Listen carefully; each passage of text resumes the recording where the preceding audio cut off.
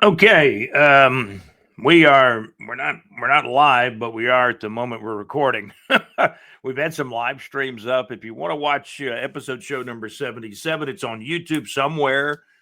Go to our channel, subscribe to our channel, and you will actually get all the when we live stream. Whenever we live stream, something will pop up on YouTube, and I'll be there, and you can watch. Hopefully, give us a thumbs up. Actually, there's obviously a delay when we're recording on StreamYard as well, like 5 seconds or something. But here we are. College football national championship game. It's going to be Notre Dame and Ohio State. Ohio State, I believe, is about a 9-point favorite last time I checked. Our source likes Ohio State to cover and win the game. And I would say that's all based on rosters, but also Ohio State is hot. They're coming off a 41-21 win over Oregon, number one ranked team. Then Ohio State beat Texas 28-14. Notre Dame's victories not quite as convincing. They beat Penn State 27-24. They did beat Indiana 27-17. Maybe those are the differences. The game will be in Atlanta on January the 20th. I don't know if Ohio State will cover, but I believe Ohio State will win. That's just a prediction. There's a lot of Notre Damers, gold domers out there. Ray Kennedy, I went to high school with Ray. He's one of the biggest Notre Dame fans. He's kind of the honorary mayor of the west side of Jacksonville, is what he tells me. And whereas I know Big Bill Mueller retired as he was the honorary mayor of White House at times. And some of those names don't mean anything to you, but those are some guys I went to school with years and years ago. We're brought to you by Saucer Realty and Capital. For your real estate needs in North Florida and surrounding areas, whether it's home, residential, business, or commercial real estate, remember the good folks at Saucer Realty and Capital. And we are recording today. We've had live streams. Episode show number 77 was a live stream, so you got to go on YouTube to find that one. This is episode show number 78. Balky's still the GM, and Trent Balky, and I've documented for the last 2 months or more that Trent Balky should have been fired. There was stuff that came out that John Gaylor messaged me with concerning some stuff Gene Purnett was writing about the defensive coordinator. I'll touch on that as well. What all this is adding up to is just a circus. You need a new GM in place. The Rams just won. I've been telling you about Les Snead for 2 months. Shad Khan, you need a new general manager, man. You make the wrong coaching hire and you still got Balky in there. It could be another disaster. So I can give my advice following the team since 93, since we got awarded the franchise in Jacksonville, Florida. And a special thank you should go out to many people that are no longer even with us. The late Ed Austin, the late Jacksonville Mayor Jay Godbold. There's so many. Touchdown Jacksonville. I'm sure some of those guys are still around with us. They got the ball rolling, and there were people that got the ball rolling back in the 1970s when we honest to God had preseason games in Jacksonville way back in the early 1970s when I was 5, 6, 7 years old. When Steve Spurrier played quarterback for the 49ers, he's more of a backup. He was the team's punter. Can you imagine having a Heisman Trophy quarterback as your punter? And you snap the ball to him, he could throw it at any time. What a weapon that San Francisco had. And he was a backup quarterback a long time until he went to Tampa Bay, the Buccaneers, in the expansion draft around 1976. So we know the history. What I'm trying to say is the 49ers played the Jets. Joe Namath came to town in the early 1970s. The Jets played the 49ers. Then the 49ers the next year or the year before played the Buffalo Bills in Jacksonville, executive producer JC, in a preseason game, early 1970s. And then after those couple of preseason games in the early 70s, the Jaguars got a World Football League franchise in 1974 with the Jacksonville Sharks. And then in 1975 was kind of a new group took over and they became the Jacksonville Express. Then the USFL came to town. I believe the USFL started in 1982. And the USFL ran for 3 years. Jacksonville got a franchise, I believe, the second year in the USFL. I mean, I was up at the press box at the old Gator Bowl working a preseason game with the Tampa Bay Bandits. Were playing somebody. I forget, maybe I think it was the Washington Federals, maybe somebody like that. And I was the press box announcer. And Jay Solomon got me that gig. The godfather of sports radio before there even was a sports radio station in Jacksonville. So I'll tell you, there's a lot of good history, and I've been a part of it since I was a young guy, as a kid, as a football fan, as a radio intern back in high school and college, and then I spun it into about over a 25-year broadcasting radio career. Ran a station up in Western Georgia. And when I was running the station in Western Georgia, the Jaguars got awarded the NFL franchise after Charlotte did. So I've been following the team since 93, 2 years before they started playing. Our executive producer is very familiar with the expansion bowl between Carolina and Jacksonville, which, obviously took place in the summer of 95 before the regular season started. And I believe Carolina won that preseason game. But both teams ended up going to the playoffs in year two. Give Tom Coughlin a lot of credit. The expansion teams did get an extra first-round draft pick. And I believe, if I'm correct, I know Tony Baselli was the first pick by the Jaguars. And then later they had another first-round pick, and I believe they grabbed, was it James Littleman Stewart late in the first round? I'd have to take a look at the entire draft list. But now moving ahead to 2024, we got problems. You got major problems with Jacksonville. But can it be turned around? Yes, it can. It can. It looks like a full circus. I mean, it looks like a carnival or a circus right now with Balky still in charge as a GM.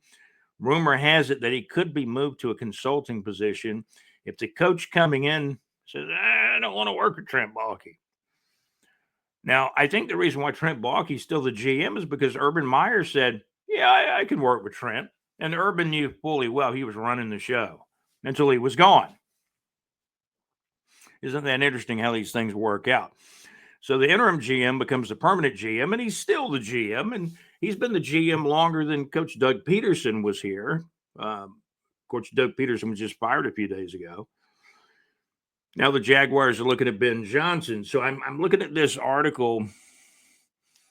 The Detroit Free Press says the Jaguars looks like, and this guy's in Detroit. This guy's in Detroit. The writer's name escapes me, but I'll find it here in what my grandmother used to say, and I'll find it in a reclet in a few minutes here. So I hadn't heard that word since I was a kid, and I remembered it the other day. Yeah, we're going to do that in a reclet. It was kind of short for, we'll do that in a little while. It was kind of not proper. But it's part of the family history, I suppose. My grandmother, a great lady. My dad was incredible. I had a guy I went to high school with said such shining things about my dad the other day. I was so proud to hear that. And but when we talk about the Jaguars, we're talking about problems. Now, Ben Johnson, you can hire him, but he's a first-year head coach. That's why I thought, man, you can hire a first-time head coach who's I mean, let's face it, the Detroit Lions, who would have thunk they'd go 15-2? 15-2, the Lions. They're still in the hunt. Man, the Lions got a bye. So Ben Johnson, during the bye week, he's got a chance to talk to all these teams. The Detroit Free Press, a guy wrote an article concerning Ben Johnson and said the Jaguars were perhaps his number one potential landing spot. And I believe the Bears were number two and the Raiders were number three. Interesting. It's definitely musical chairs as far as coaches go, because now McCarthy could not reach they came to an impasse on the contract. And, maybe Jerry Jones doesn't want McCarthy there anymore anyway. They didn't make the playoffs this year. So McCarthy is out there. Robert Saleh is out there, who got fired by the Jets several weeks ago. It seems like it's been months ago. McCarthy has not reached a new deal with the Cowboys, so he won't be the Cowboys head coach anymore. So you got McCarthy out there. You got Robert Saleh out there, the former Jets head coach. And then you got Ben Johnson, who I think everybody would rather have. I think when you take a look at Ben Johnson, he's probably thinking, man, they got Trevor Lawrence. I could really turn Trevor Lawrence around, and I think he could. And I think Mark Brunell comes back to Jacksonville if Ben Johnson gets a job. I really do. I want to find this article. This is all a lot of fun to talk about. I want to find the article John Gaylor, our correspondent and contributor to the Teal Shirt Report podcast, sent me in regards to Gene Burnett, who's a writer. I think he's still with the Times Union. I don't read the Times Union as much as I did when I was a kid. I think this is the info that Mr. Gaylor sent me. I'm going to look at right now concerning the defensive coordinator.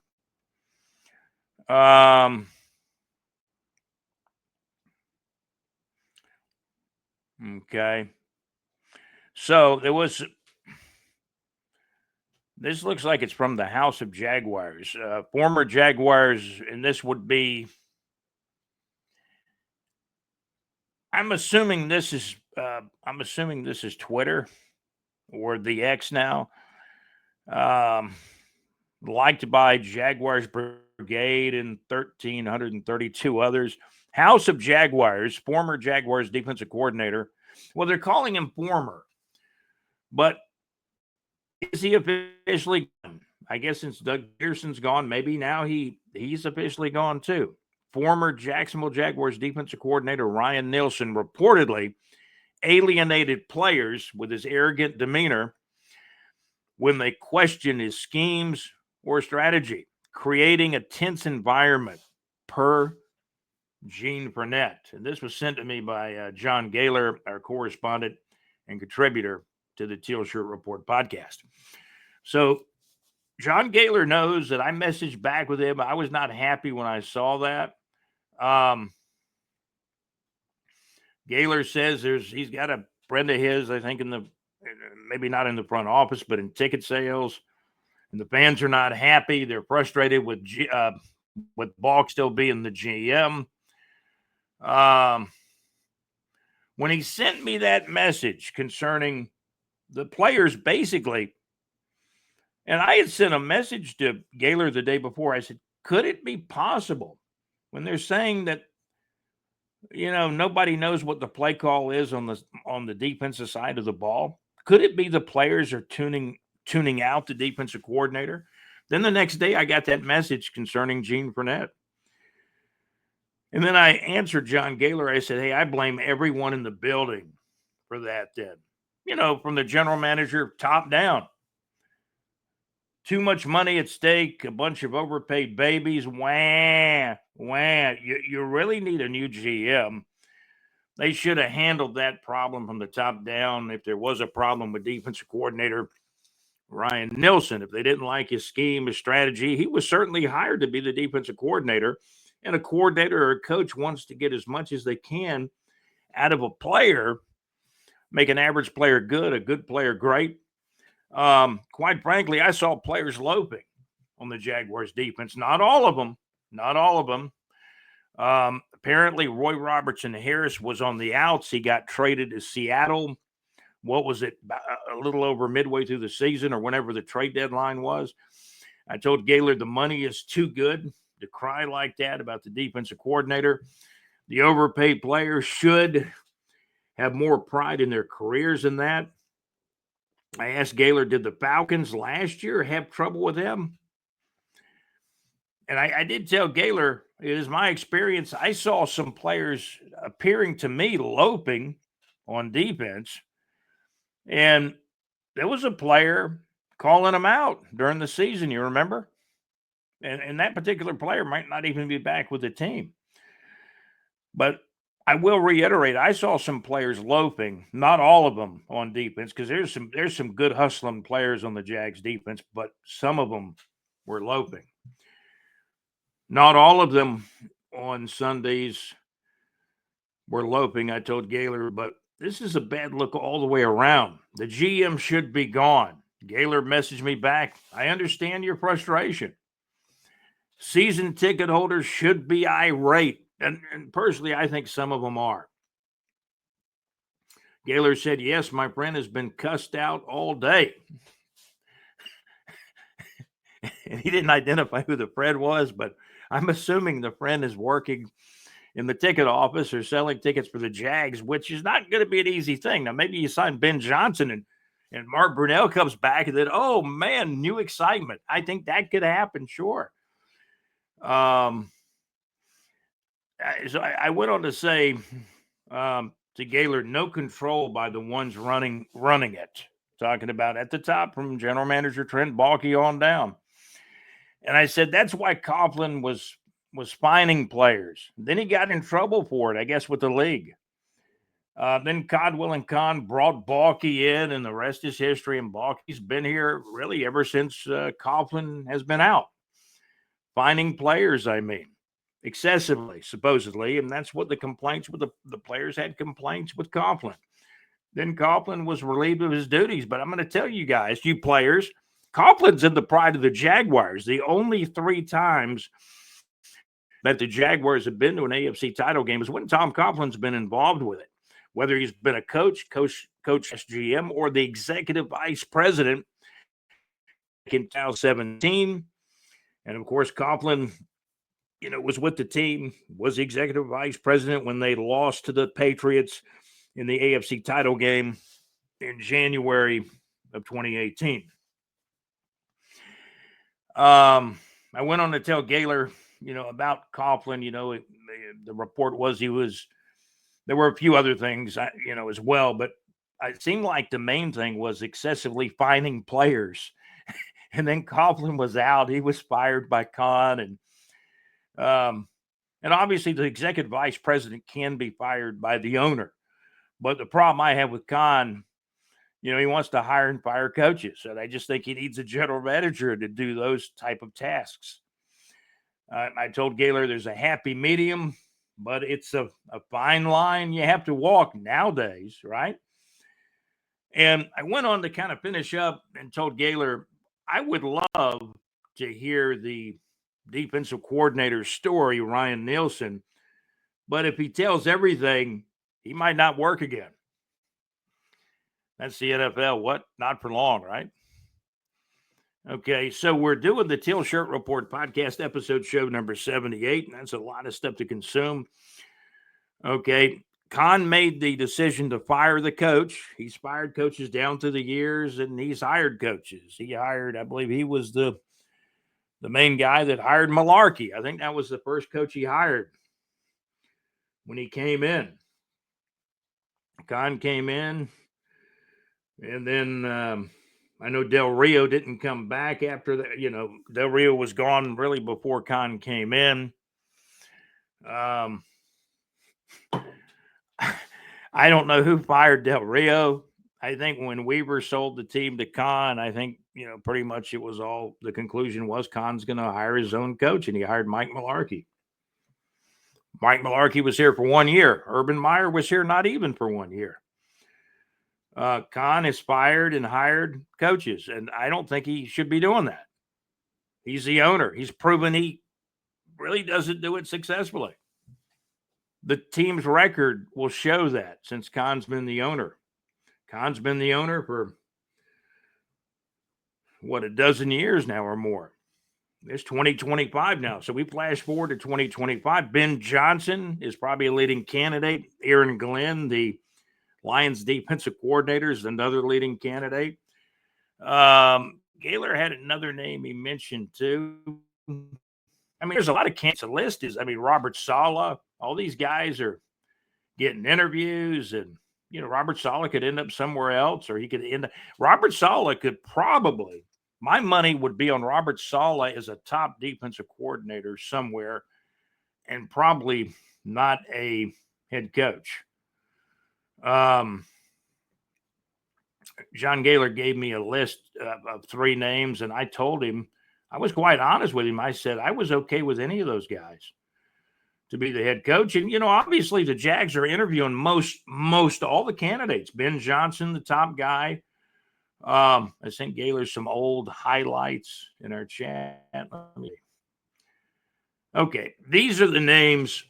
John Gaylor said I'd be okay with Ben Johnson, Aaron Glenn, or Steve Spagnuolo. Steve Spagnuolo's the older guy. He's about 65. He's been the Chiefs defensive coordinator, and he's been a part of multiple Super Bowl championships with the Kansas City Chiefs.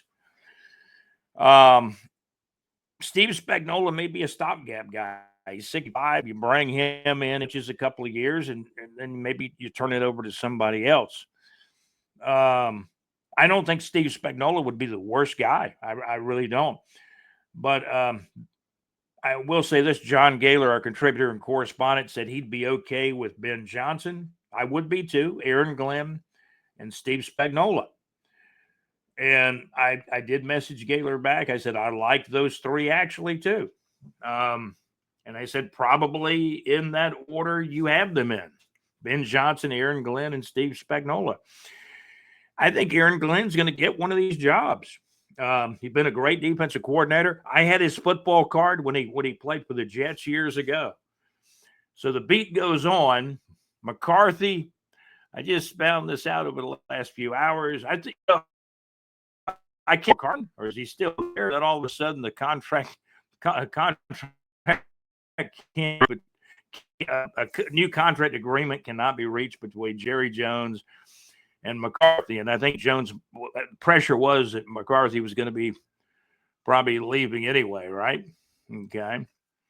Let me see if I can find out about McCarthy. I saw an article on Yahoo about McCarthy earlier this morning. It is Tuesday morning, January the 14th. The LA Rams, where their GM is Les Snead, they won in the playoffs late. Les Snead has done more with less this year, and his coaching staff, his coaches. He hired a young coach when he went in there. He still got the same guy. They've won a Super Bowl. They've gone farther than most people thought they would this year. I saw a cool old photo of Sonny Jurgensen with Vince Lombardi. I think Vince Lombardi only coached the Washington Redskins for a year before he got sick and ultimately died from cancer, as I understand. Saw a picture of Sonny Jurgensen with the Washington Redskins. And a lot of people don't know this, but Vince Lombardi coached the Washington Redskins for, I believe it was 1 year. Cool picture of Sonny Jurgensen with the Washington Redskins arrow on the helmet. I always liked that logo.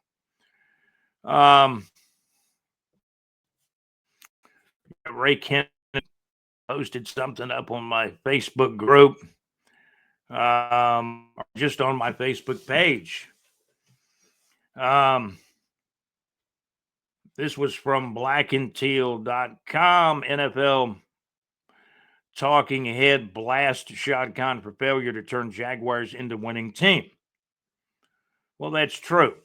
You can scratch Vrabel, Mike Vrabel, has been hired by the Patriots, and I thought that's where he would go, but you can scratch Mike Vrabel off the Jags list as he becomes the new head coach of the New England Patriots, like we thought he would. So that's what's happened there. As far as McCarthy, head coach, Cowboys, he and the Cowboys could not reach a new contract agreement, and he's out. Dallas Cowboys part ways with McCarthy. McCarthy may enter the pool now as a head coach that's available. If McCarthy continues to be a coach or no guy like that, I'm not sure he's a TV. Not sure about that. Cowboys head coach Mike McCarthy part ways. Again, the Cowboys and head coach McCarthy part ways after contract negotiations stall. That might be a nice way for saying, Mike, we're going to move on with somebody else.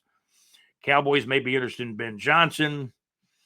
They may be interested in somebody else. Before McCarthy was fired, a lot of people thought, or at least the guy with the Detroit Free Press thought, that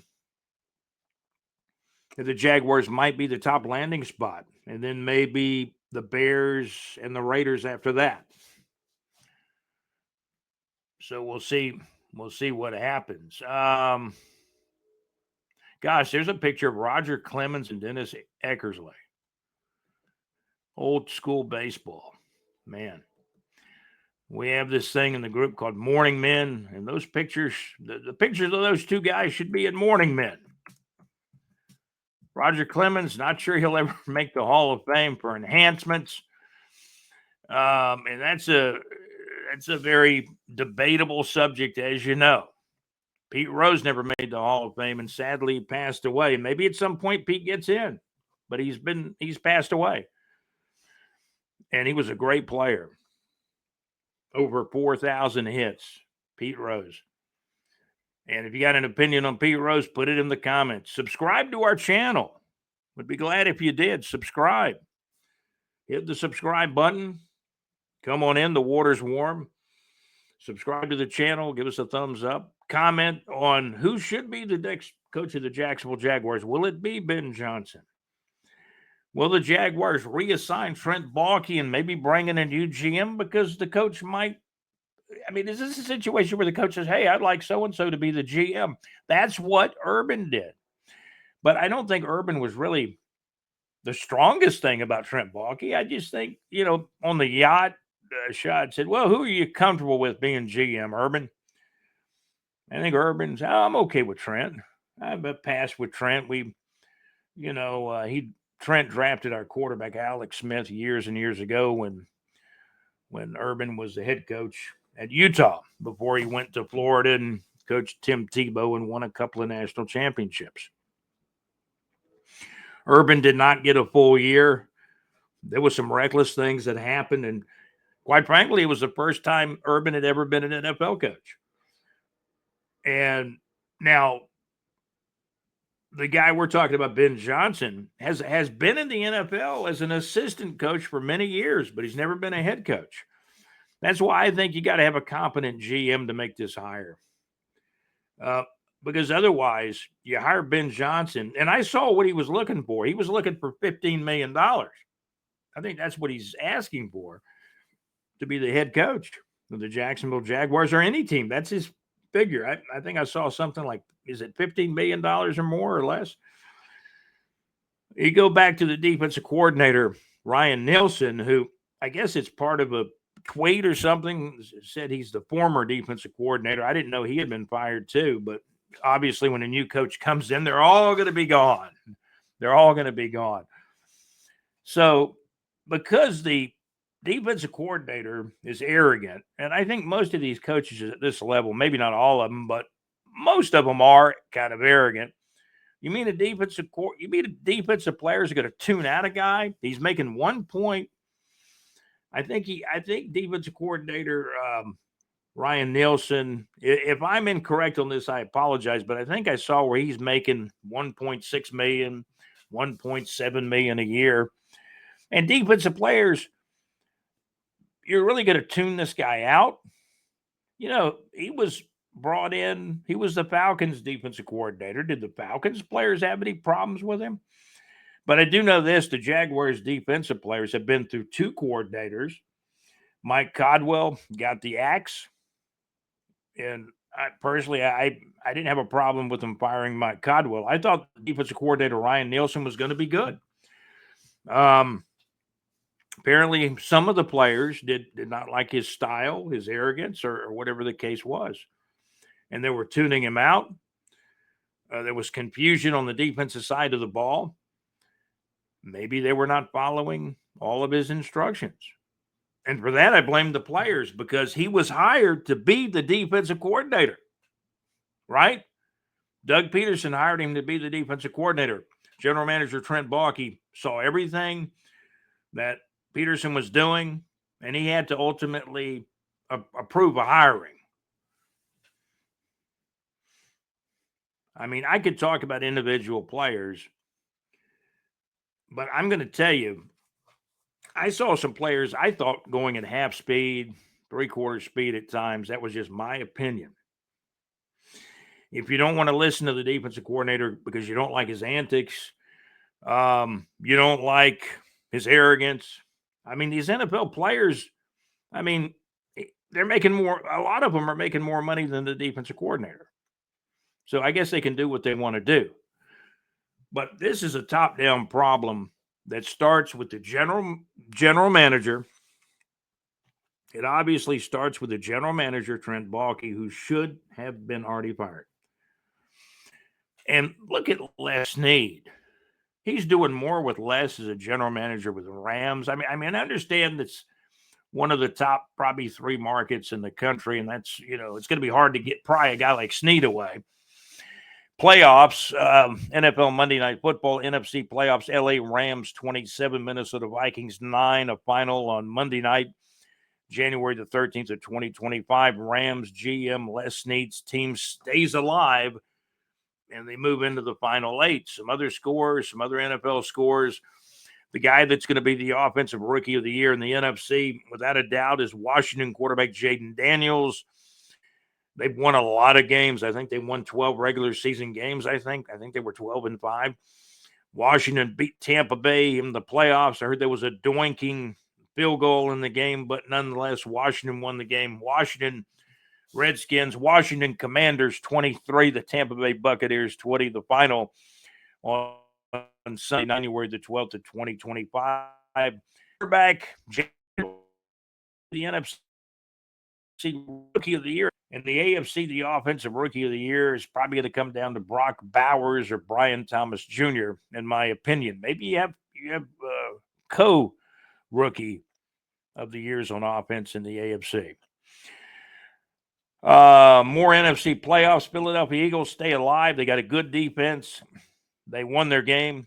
Philadelphia Eagles 22, Green Bay Packers 10, a final on Sunday. There was a Saturday game too. Buffalo Bills destroyed Denver 31-7. Good quarterback play by the Bills quarterback, Josh Allen, the Buffalo Bills Josh Allen. Good quarterback play by Allen for the Bills in a blowout win. And that, I know that makes our executive producer, JC, happy. The Buffalo Bills 31, Denver 7, the final score. So Buffalo is advanced. Washington is advanced to the next round. Philadelphia is advanced. And now the LA Rams, where their general manager is Les Snead. I've been talking about Les Snead for about 2 months. That I would love to see the Jaguars hire a GM like Snead. And maybe he's only got a limited window of opportunity for a few days where he can take another job. But I'm not saying he's going to do it. I don't know anything really about his contract.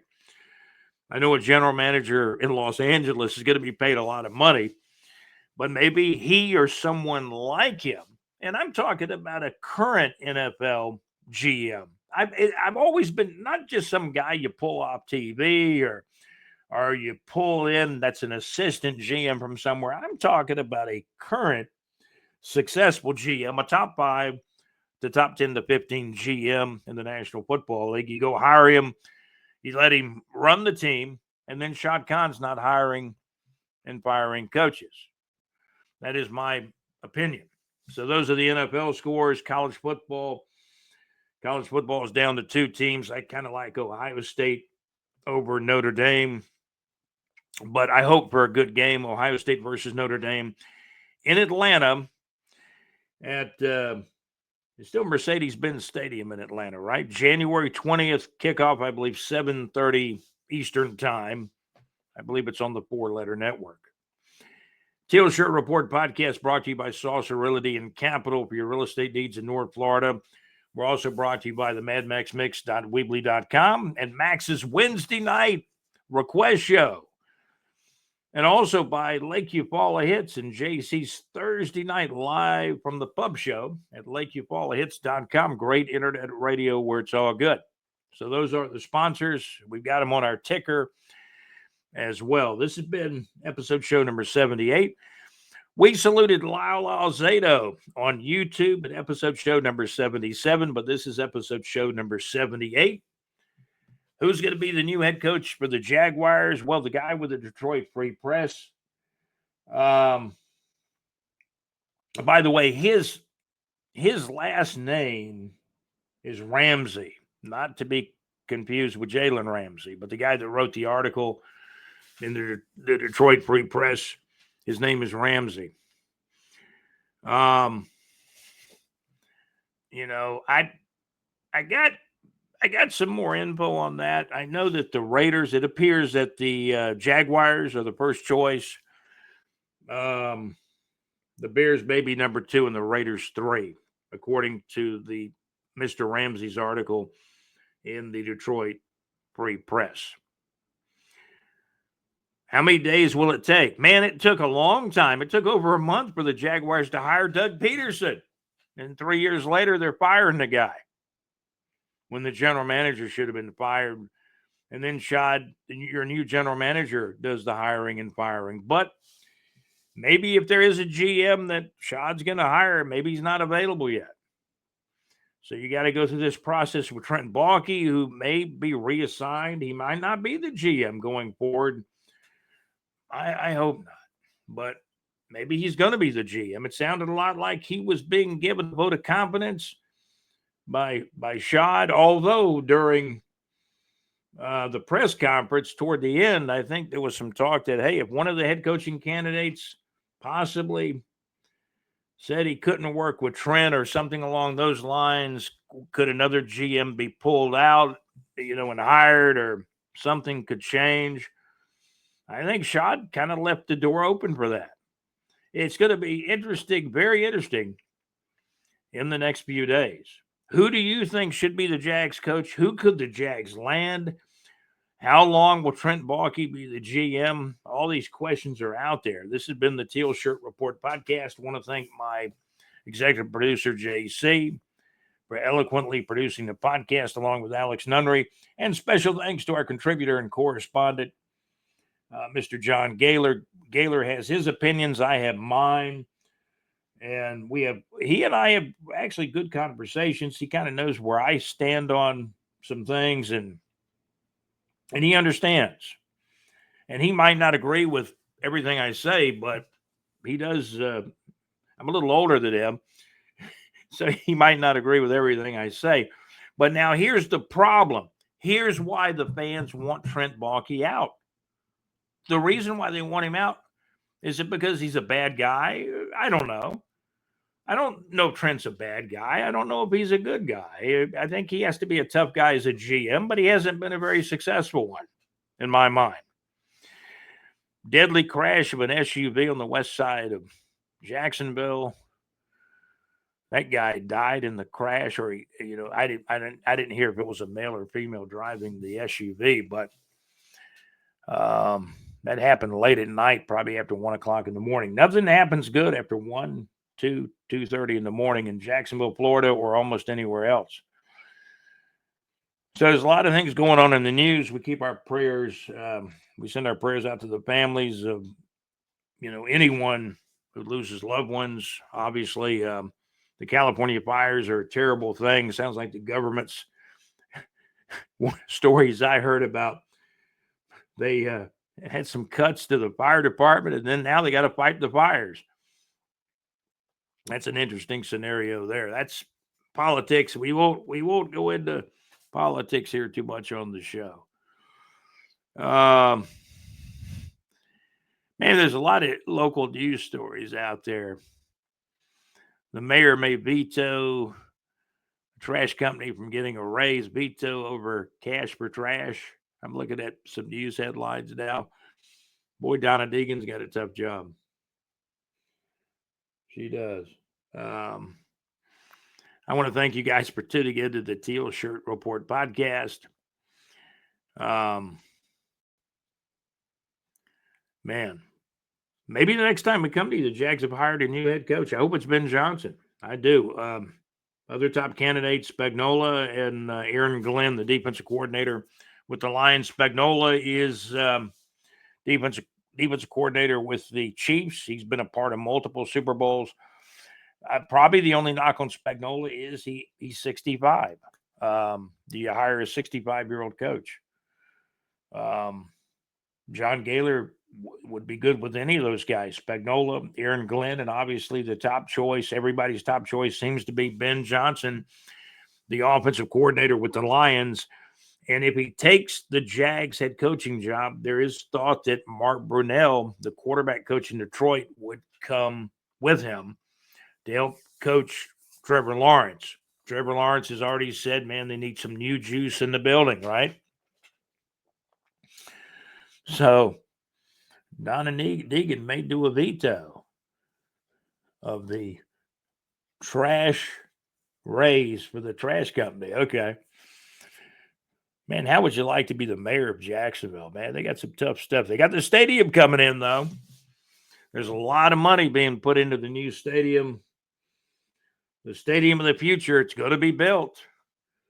And the Jags, in a couple of years, are going to have to play in either Gainesville for 1 year or Orlando for 1 year. And then the new stadium is supposed to be completed by the 2028 season. This has been the Teal Shirt Report podcast. Guys, have a great day. Thank you for watching. Thank you for listening. Very early in the morning, by the way, about 6:05 a.m. on January the 14th. The LA Rams have won in the playoffs over Minnesota, 27-9, I believe it was.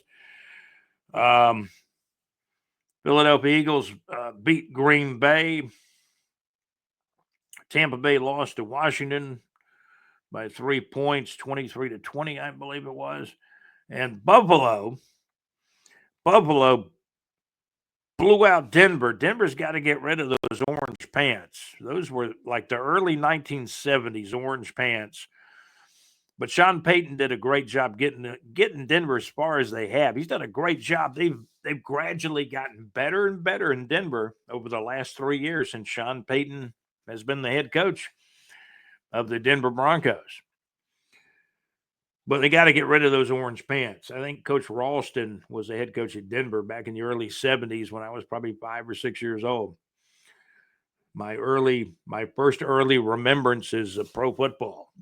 A guy named Ralston used to be the head coach at Denver, and I would root. They were kind of like underdogs. I would kind of root for them to win. Kansas City Chiefs and the Oakland Raiders back then were the big rivalry for me in the NFL. So the fans will await a new coach.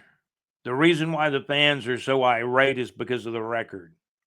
4 wins, 13 losses, and then 1-5 last year in the last 6 games. That's the main reason why the fans want to get rid of the general manager, Trent Baalke. The record. It's not a good record. It's not a good look. The coach has been fired. I guess they had to get ahead on a platter. So Doug Peterson is gone. I've never heard tale of the defensive coordinator being fired, but I guess he's going out with the coach who hired him. You know, that's what's going to happen inevitably. Officially, the defensive coordinator, Ryan Nielsen, you know, he may be still under contract. I don't know. But when some players, you know, or when Gene Fournette get some sources saying that, it just sounds to me like some of the defensive players were kind of insubordinate. They didn't like the tactics of the defensive coordinator, or they were tuning him out. As I asked John Gaylor, could it possibly be they're tuning him out? Gaylor hit me back with yes, and then hit me with that article or that comment from an article. I'm going to go back and read the article. I need to update and brush up on these articles that are out there. But it's all about hiring the next new coach. If Ben Johnson's hired, would he work with Balky as a GM, or does he want to bring another guy in? They say the head coach will have a lot more power. The head coach may have more power than the GM when he's hired. At the moment, in some ways, it looks like kind of a backward way of doing business. But if there's a GM out there, now Les Snead's team's in the late, the general manager of the LA Rams, and I'm not even saying you could ever get him away from the Rams, but I've been saying for 2 months that'd be my number one choice, or someone like him that's had success and been a successful GM and is a current GM in the National Football League. That's all I'm saying. I'm Scott with the Teal Shirt Report podcast. Jaguars looking for a head coach. We've mentioned some of the candidates. There's others out there. Robert Saleh, former coach of the Jets. Mike McCarthy is now probably looking for a job with another team. The Dallas Cowboys and head coach Mike McCarthy have parted ways.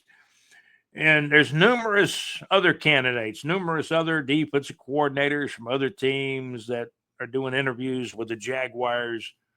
I think the guy from Miami is. And the Jaguars list of potential head coaching candidates was like maybe 8, 9, or 10. And we haven't talked about all of them, but there'll be, if it's not one of those 3 that Gaylor mentioned, Spagnuolo, Ben Johnson, or Aaron Glenn, it could be from the B list after that. But I don't know. There's going to be a new head coach in Jacksonville. It's going to be a fresh restart, and we'll see what happens. You got Trevor Lawrence under contract, and the new coach coming in's got to be all in on Trevor Lawrence, or you trade Trevor Lawrence. And I don't think I'm not even sure if there's another team that'd like to take on that contract. That's a huge contract Trevor Lawrence is getting from the Jacksonville Jaguars. So, Trevher Lawrence has got to be healthy to play quarterback. He'll be hurt every year unless you draft some really good offensive linemen. Jaguars have got to draft an offensive guard and an offensive tackle. I don't care what kind of contract Walker Little is under. You got to get another left tackle to at least, if nothing else, be a swing tackle for Anton Harrison and Walker Little, because those guys are under contract. You better draft a guard. I know Sheriff is not going to be back. He's been in the league about 11 years. The center played well during the season, only had 1 penalty. Morse, that the Jaguars signed as a free agent from Buffalo, and he might have been the best free agent signing, because the free agents, Balky did not have a lot of success, especially with the defensive free agents. So there's a lot to consume, a lot to wait on with the new head coach. And what capacity will the current general manager, Trent Baalke, be in a few days? We'll see what happens. This has been the Teal Shirt Report podcast, episode show number 78. We did salute number 77, Lyle Alzado, who wore number 77 with the Denver Broncos, and he played for the Raiders as well. We saluted him, and that's on YouTube somewhere. I don't think that's in the audio vault. I think we're going to put this one on the audio vault and the video vault. Thank you for listening and watching the Teal Shirt Report podcast. Thank you, guys. Go to bigjreport.com. If you missed any of the high school football results from the teams playing around North Florida, South Georgia, and surrounding areas, go to our website at bigjreport.com. We've got a lot of scores up there. College football is down to 2 teams, Notre Dame and Ohio State. The Little Riverbed is coming to Jacksonville, and I hope JC will play my request on his show. It's a long way there. Mad Max is welcome to play it too. Mad Max plays a lot of Steely Dan for me on the madmaxmix.weebly.com on Wednesday nights. Little River Band coming to Northeast Florida in March. You can get a rundown of all the concerts at bigjreport.com in the Neighbors 2 section in the concert area. That's going to do it for the Teal Shirt Report podcast. We appreciate you guys tuning in. Have a great day. Hopefully the Jaguars will have a new coach in the next few days. Take care. Thank you for watching. Subscribe to our channel. Give us a thumbs up if you would on this particular podcast. You've been listening to the Teal Shirt Report podcast. We appreciate you tuning in very, very much. I'm Scott, your host for the Teal Shirt Report podcast. Have a great day. Thank you for watching and listening.